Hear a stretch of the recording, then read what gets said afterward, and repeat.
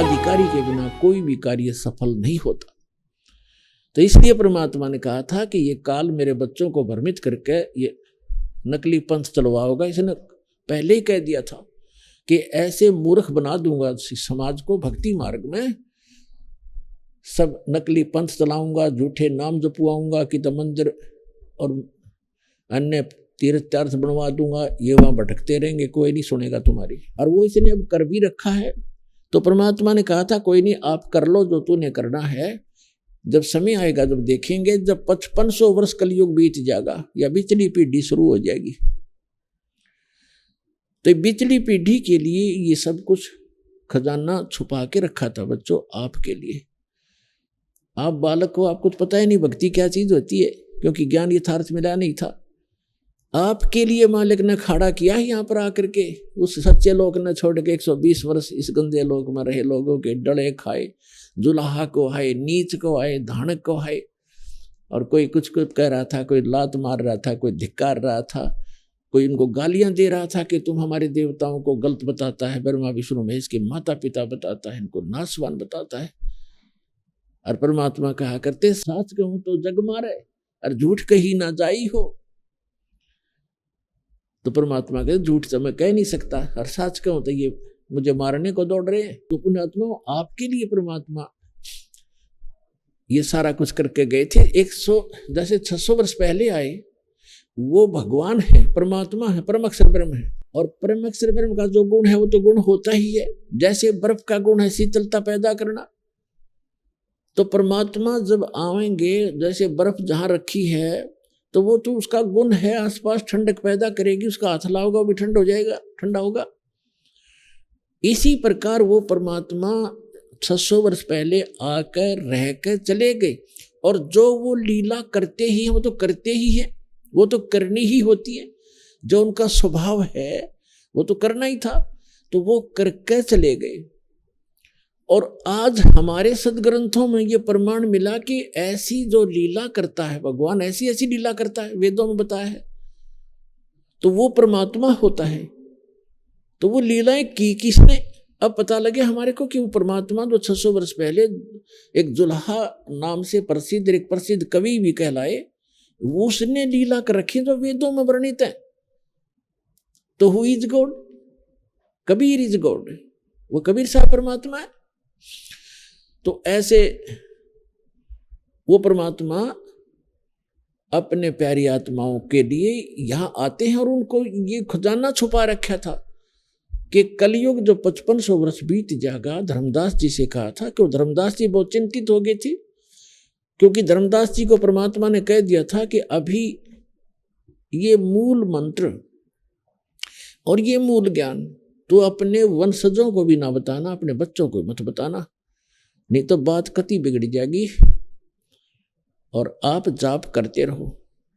इस बात से धर्मदास जी कुछ तो वृद्ध ज्यादा हो गए थे, 100 वर्ष के आसपास आयु हो गई थी। तो उस समय चिंतित हो गए। वृद्ध अवस्था में वैसे भी वीक हो जाते हैं सारे अंग, सोचन शक्ति भी, दिल भी।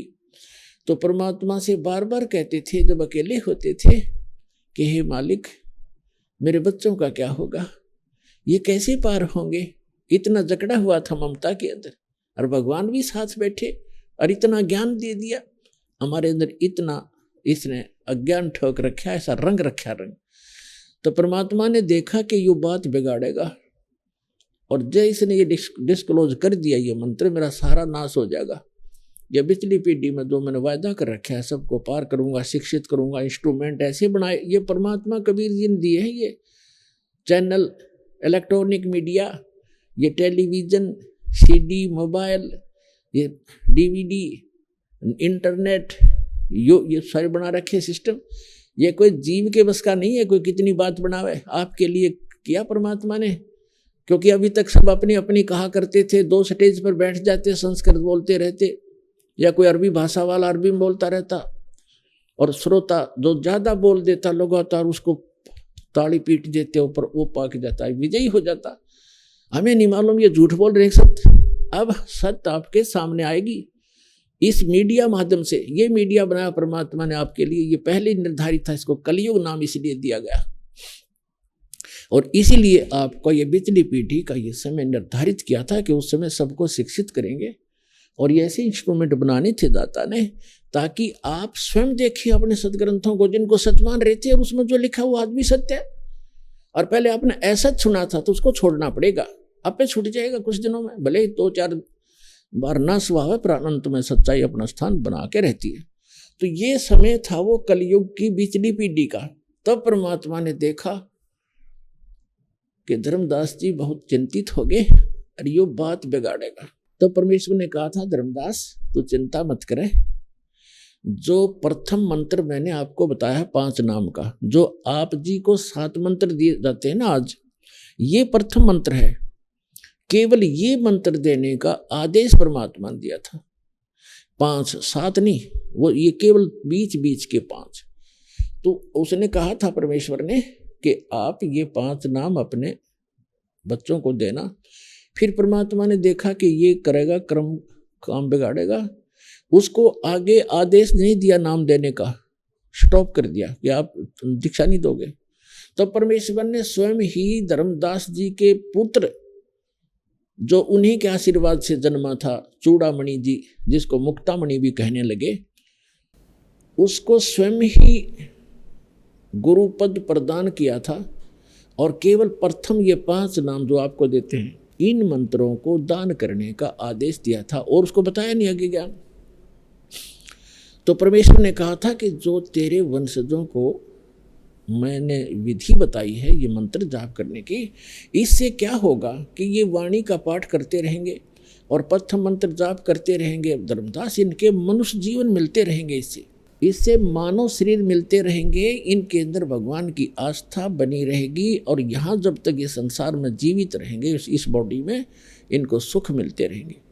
और ऐसे जब ये जन्मते जन्मते जब 5500 वर्ष बीत जाएंगे कलयुग के, फिर मैं आऊँगा, परमात्मा ने कहा है, मैं स्वयं आऊँगा और पूरे विश्व को ज्ञान दूंगा। पूरे विश्व के जितने भी मानव शरीरधारी प्राणी हैं, जितने जीव जहान, सतनाम की साख गए हुए पाँव पद निर्वाण, आपको बहुत बार दिखाया, आज इस सत्संग के दौरान भी आपको दिखाएंगे। 5 दिवसीय जो सत्संग चल रहा है इसमें। तो तब धर्मदास जी का दिल डटा, जब परमात्मा ने कहा कि जब सारा संसार पार होएगा, जो इस नाम को ग्रहण करेगा, और सब करेंगे, परमात्मा ने फाइनल कर रखा है, पूरे विश्व के प्राणी जो मानव शरीरधारी होंगे वो इस मंत्र को, सतनाम को ग्रहण करेंगे, और सब मोक्ष होंगे, सब पार हो जाएंगे, सबका मोक्ष होगा। फिर तेरे वंशज कहाँ रहेंगे, ये भी पार हो जाएंगे। तब धर्मदास ने साबित सांस लिया, कहा फिर ठीक है महाराज, फिर तो ठीक है। तब उसने संतोष हुआ। तो पुण्यात्माओं, इसलिए ये छुपा कर रखा था, किसी भी महापुरुष को आदेश नहीं था आगे ये नाम सतनाम देने का। दास का जन्म गरीबदास, दास का जो आध्यात्मिक जन्म गरीबदास पंथ में हुआ, जो 12वां पंथ लिखा है कबीर पंथ, कबीर सागर के अंदर कबीर वाणी नामक चैप्टर में 136 और 37 पृष्ठ में। तो पूरे गरीबदास पंथ, गरीबदास जी के ग्रंथ साहब में कंप्लीट लिखे हैं, लेकिन सारनाम गुप्त है, सतनाम लिखा है स्पष्ट, लेकिन पूरे गरीबदास पंथ में सतनाम का जाप नहीं किसी के पास। मेरे गुरुदेव के अतिरिक्त, मेरे गुरुदेव का 2-3 छोटे छोटे आश्रम थे, सीमित से उनके शिष्य थे, और परमात्मा ने उनको ये प्रथम मंत्र ही दिया करते थे। और जब दास उनके चरणों में आया, दास के ऊपर उन्होंने खजाना खोल दिया और कह दिया था, तेरी ही इंतजार थी मुझे। 107 साल के हो गए थे जब दास ने दीक्षा ली उनसे, 107 वर्ष का शरीर था उन मालिक का। तो उन्होंने कहा कि मैं तेरी इंतजार कर रहा था, और ये मंत्र है, ये जाप अभी बताना नहीं, धीरे धीरे बताना, और सारनाम के लिए आगे परमात्मा ही आकर तुझे निर्देश करेंगे तब करना। तो दास ने धीरे धीरे इसको चलाया, और परमात्मा ने आकर के सन 1997 में दास से आदेश कर दिया कि इसको वैसे डिस्क्लोज कर दे, नो प्रॉब्लम। तो पुण्यात्माओं, अब वो मंत्र आपके रूबरू करने हैं।